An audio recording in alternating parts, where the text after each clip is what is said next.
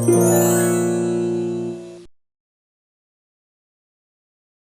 is going to be a very fun, informative little video for my wedding content creators out there.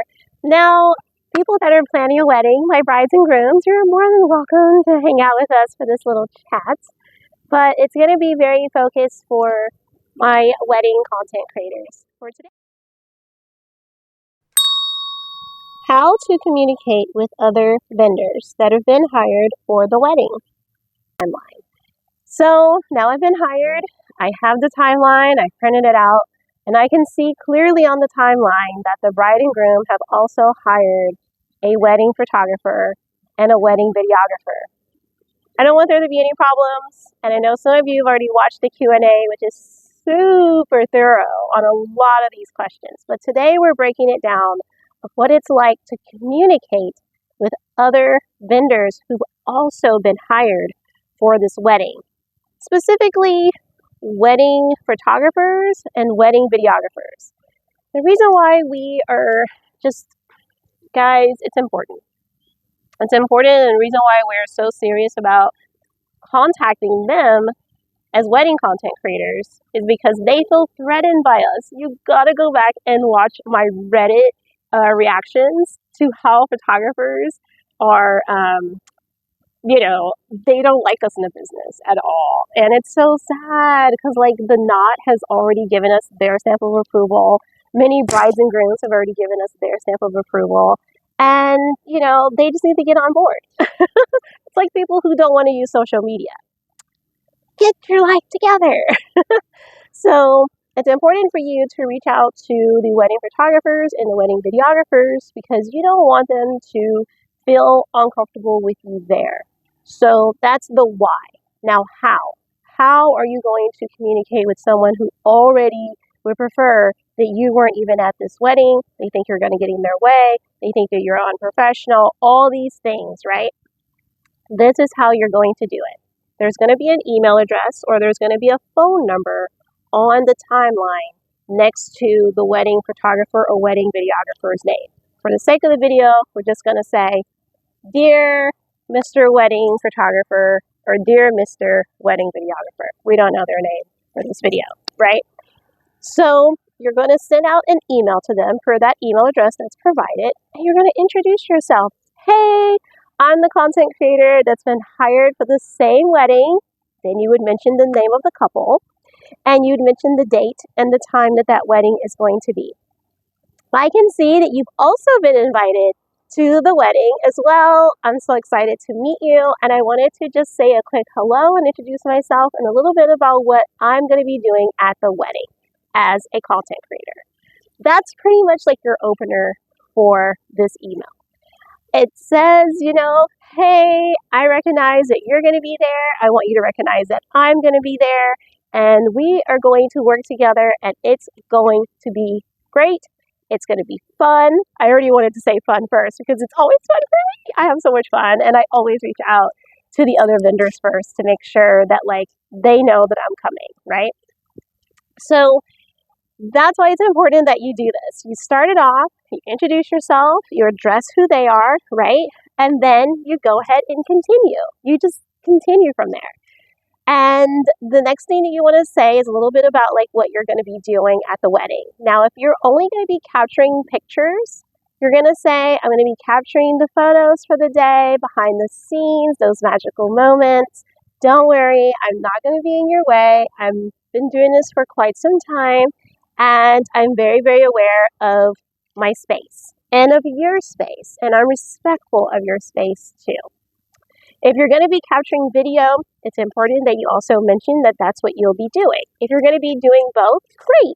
If you're only going to be doing one or the other, let them know so that they have an idea of what it is that you're going to be doing that day, right? If you want to mention your equipment, what you like to bring to the weddings, that's great too. I always like to mention what equipment I'm bringing, which isn't very much, and we will be going over all of the things that I bring to a wedding on one of our future videos here on YouTube. So that's what you want to do. Introduce yourself. You want to talk about what you're going to be doing, either taking photos or taking videos, or maybe you're going to be live streaming the event. okay? And that way you're letting them know this is what my duties are going to be for the day, right? Now, the other thing you want to mention to them is like the equipment that you're going to have so that they know and understand this is what you're going to be bringing. You don't need to tell them every little detail, but like I don't have a whole lot. I'm a content creator. I get to run around. I get to be that extra guest at the party, and like I don't have a bunch of stuff like them. So my little sentence is going to be very short about what I have. And like I said, you don't need to tell them every single little detail. Now, the thing that you want to mention at the end of the email is that, sorry guys, there's a lot of little like no-see-ums out here. So out here on the coast, we call these little bugs no-see-ums, and you can't really see them. That's why they call them no-see-ums. And they keep biting me. It's so annoying. I'm like, the weather is finally warming up a little bit, and like now I have to deal with this. Okay, back to the video. So yeah, at the end, you just want to kind of say, hey, if you have any questions for me, I would definitely like to answer them. I'm here to answer any questions that you may have. I'm excited to get to work with you and to meet you and your team, and let me know what I can do to make your day less hectic. So you can say something like that and then just sign off, you know. If you have a website, you're welcome to share that with them. If you have your portfolio somewhere, you're welcome to share it with them, because you never know. Maybe they know other people who are also looking for content creators for their weddings, and that photographer or videographer doesn't specialize in that. So then they're like, oh my gosh, I know another content creator. Once I work with this person, if they're super great, maybe I could ask them to come along with me on some assignments and, you know, work some weddings with me. You just never know who you're going to meet. You never know who's going to be excited about meeting you. So I always like to just put myself out there, and just remember that this is a business, right?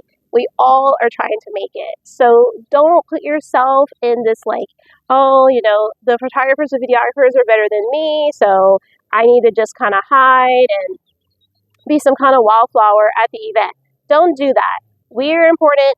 We need to be there, and people have hired us for a reason. We're amazing. I'm amazing. You're amazing. That motorcycle person is amazing. Hopefully they are safe out there. But yeah, you just need to understand that like you are there for a reason. You're meant to be there. You were meant to be there, and so now that you've sent out your email and they've received your email, and now you guys are communicating back and forth, you're waiting for the wedding, and you fast forward, and now we've got to the wedding, right? So you've already communicated with them. Maybe you guys have sent a few emails back and forth. Maybe even talked on the phone. But now we're at the day of the wedding. We're on the morning of, the afternoon of, evening of, right, of the wedding.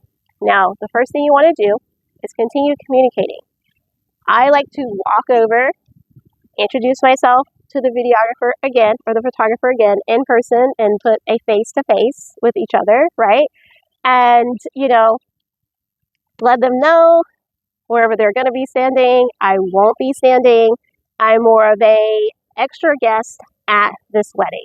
So they may not even notice me at all, because I do things like I have a chair, I sit as like one of the wedding guests sometimes in the ceremony itself.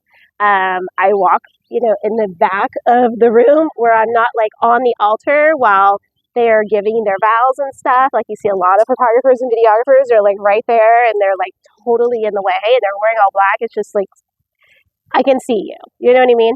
So I am not doing that. That's not what I do when I photograph weddings and events. I'm out of the way. So, like, really out of the way. I think if anybody's actually in the way, it's the photographers and the videographers, but we don't want to talk about that in this video. I'm sure you guys have seen it. But, yeah, so now you've made it there. You're communicating to them. You're talking to them. You're introducing yourself in person. You're going through that whole, like, first intro thing again, but now you're face-to-face, right? And then as the wedding is going on, you're being mindful of their space. They need to be mindful of your space as well. It's important that they are also aware of your space, and that, like, if you're trying to get like a special shot or whatever, that like they also like understand that you're there to do a job too. You've been hired as a vendor to do a job as well is they've been hired to do a job. So, what else?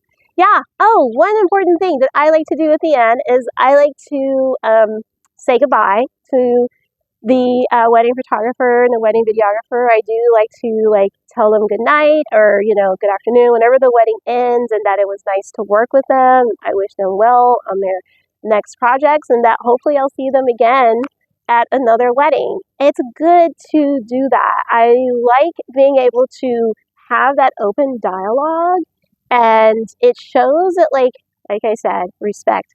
I respect what they're doing, and I want them to respect what I am doing. Just because someone is the new kid on the block doesn't mean that everyone has to treat them badly. So I like to keep that communication all the way up until I exit. And if I see that they're leaving before I am, then I will run up and say my goodbyes to them before they're able to hit the door. So I hope you guys have enjoyed this video, and I will see you in the next one. Bye!